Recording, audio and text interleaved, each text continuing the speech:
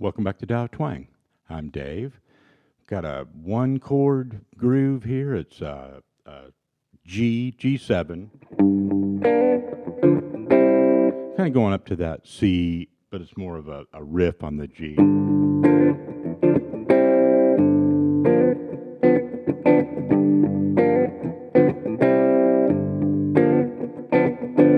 Okay, that's the rhythm guitar on that backing track.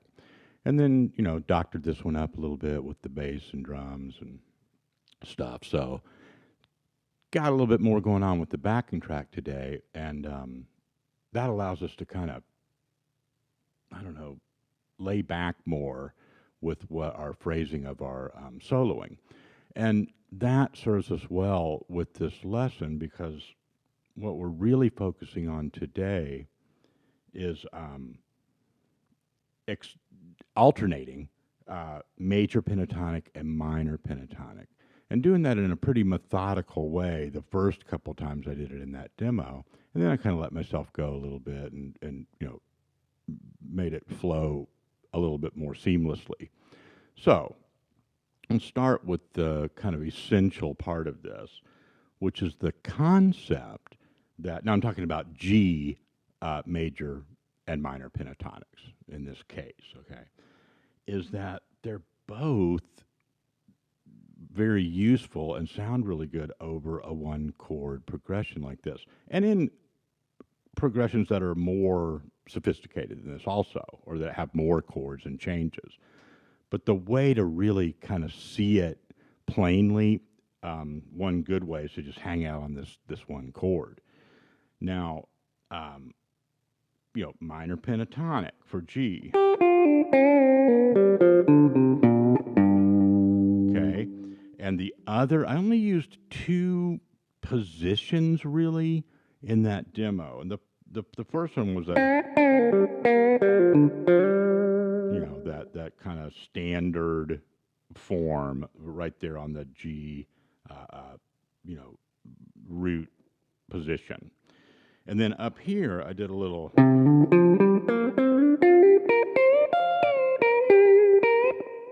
That sort of thing, okay? Now, I'm going to show you that a little bit more precisely, but basically it's this form.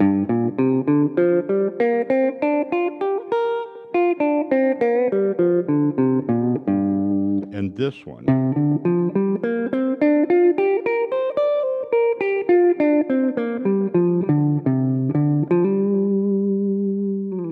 Okay?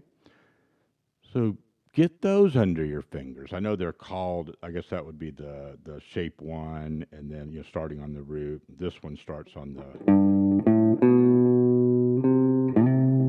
actually on the fourth note in that, the third note in the minor pentatonic, but the four in that major, or minor.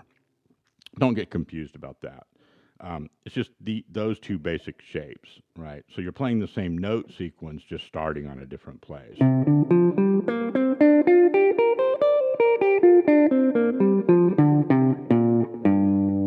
See, and you can figure this stuff out by tracing it back down to the one that you already know.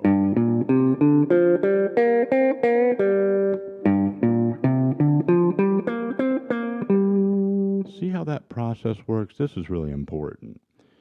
When you're doing your own discovery here, that's what you're doing. You're taking what you know and referencing it over and over to find it in different places. Does that make sense?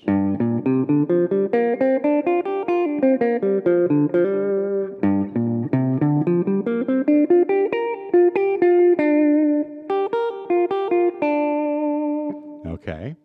And, it's cool because, you're learning the neck, but you're also, by starting in these different points of places in the scale, you end up doing different melodic stuff, and it just kind of guarantees that you're going to have some diversity and stuff in your use of pentatonic. So that's the two things that are going on with the minor. Now, here's, we're a couple minutes in here, and you're like, okay, wait a second. Now we got to do the major. Well, here's the good news. 3 doors down for everything. Now, when I did it in the demo, I moved up to here.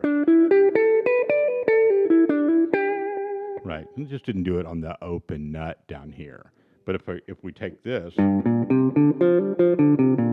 it up here, move that 3 doors down, that's our major pentatonic. Okay. So you might go.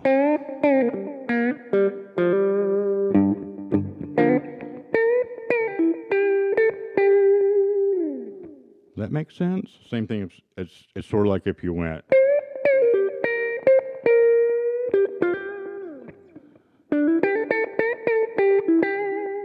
All right. I'm just doing a lower octave of that one or up here. So right away, you've got a little routine there, right? Throw this on. And you'll have a loop of this at the end of this lesson as well to practice with. Start anywhere you want with this loop, right?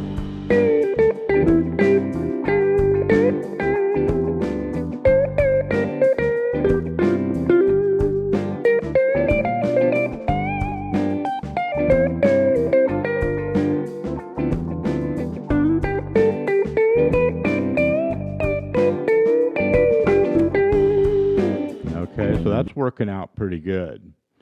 Now, I'm not showing you what to play today. I'm showing you where to look for it, okay? And we'll do some licks and stuff in some other videos. But this is a concept thing, right? It's pretty straightforward, but it's really important. So I don't want to, complicate it with a bunch of specific licks, right? But I will show you some of those. Maybe in a couple days we'll use this track again and do some more detailed stuff, okay? For right now, do your own thing with what you've got going on using those pentatonic shapes, but get used to alternating them, okay? Now, I will show you one thing because I did it in the demo and I mentioned it earlier.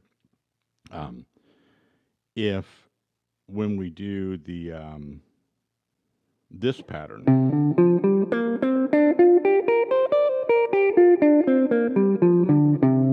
now that's minor.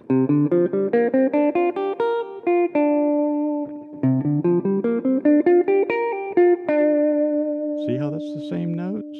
That's how you double check that. You cross-reference it with what you're already confident that you know the definitions of and hopefully have some muscle memory of. Now, what I did though was I slid this instead of, it was more like,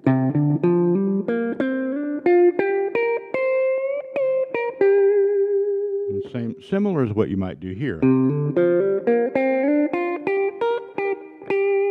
Sorry. Okay, so don't get confused. Still the same note sequence, right? I'm just switching up to a different position there because I like those slides and stuff. Don't have to do that. Try to cover as many bases as you can without, getting to an overwhelmed point. I would say the essentials here, and then we're going to, kind of move on to the practice loop for you, is get those shapes down.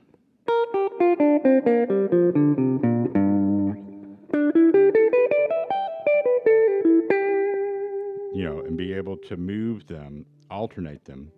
The next one would be, if we start with a minor. And then the major. It does sound kind of very different, right? Some of the notes are shared between those two. Either one of them can be used on their own. But when you alternate them and then eventually integrate them, to where you're kind of doing a hybrid of both of them together sometimes, it really gets more interesting melodically.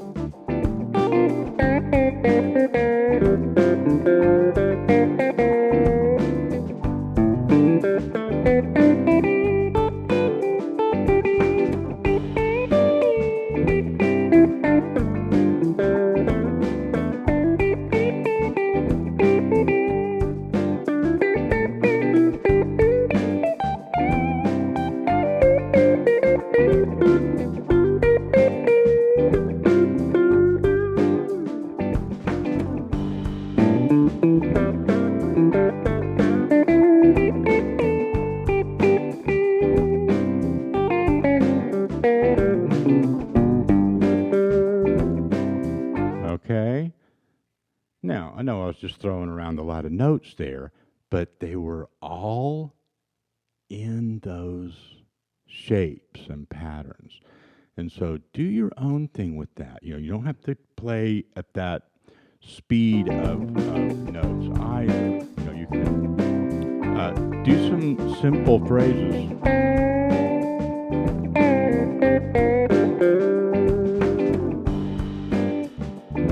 Leave some space.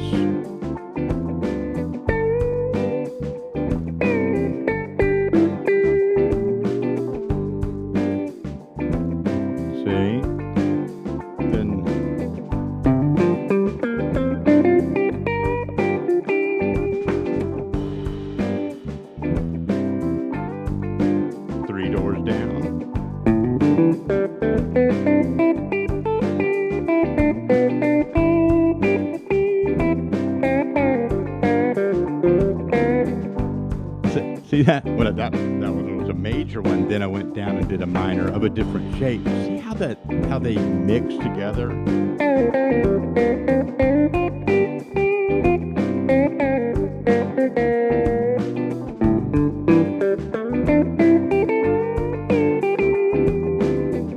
All right, you're going to have a sound going here before you know it, following these simple principles. And allowing yourself to explore in your own way at your own speed. Don't worry about trying to, I like that lick. And you can do that. You can stop and say, I'm going to back it up and see if I can, copy that portion of what he just did there. And that's good work too. But I would say only after you've put in, that's kind of like the second part of your practice routine on this, right? If you're ambitious and you want to, break it down a little further. But the essential skills here are that you have those major and minor patterns down in a few different locations, and you can alternate them and leaving space in between and having sort of a call and response phrasing to them. All right? Let me know how this goes for you. Take it easy.